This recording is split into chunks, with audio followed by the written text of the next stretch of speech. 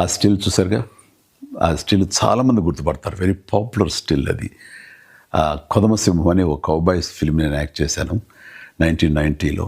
సినిమాలో the still నాకు చాలా ఫేవరెట్ స్టిల్.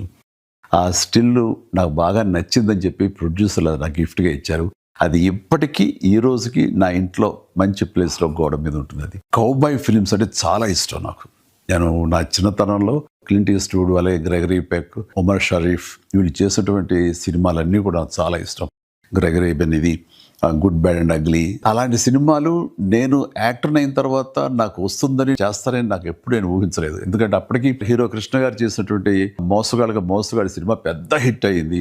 అన్ని రికార్డ్స్ అది బ్రేక్ చేస్తుంది అప్పట్లో. అలాంటి సినిమా మళ్ళీ చేయటం ఒక సాహసం అవుతుంది. బట్ అనుకోకుండా నాకు రమా ఫిల్మ్స్ నాగేశ్వరరావు గారు మీ మీద ఒక వెరైటీ సినిమా ఉండాలనే ఆలోచనలో మాకు కౌబాయ్ సినిమా అయితే ఎలా ఉంటుందో అనుకున్నాము, మీరు కథ వింటారా అని చెప్పేసి మురళీమోహన్ రావు తోటి రావటం, కథ వినిపించడం నాకు చాలా బాగా నచ్చడం, వెంటనే గ్రీన్ సిగ్నల్ ఇవ్వటం, వెంటనే అది కొదమసింహంగా అది మీ ముందు కూడా వచ్చేసింది. ఈ క్యారెక్టర్ చేయాలనుకున్నప్పుడు కౌబాయ్స్ జనరల్గా గడ్డం వదిలేస్తారు వాళ్ళు. చాలా మంది ఏమన్నారంటే మన హీరోలు గ్లామర్ కనిపించాలని, గడ్డం వదలద్దు, క్లీన్ షేవ్ తోటే ఉండాలని.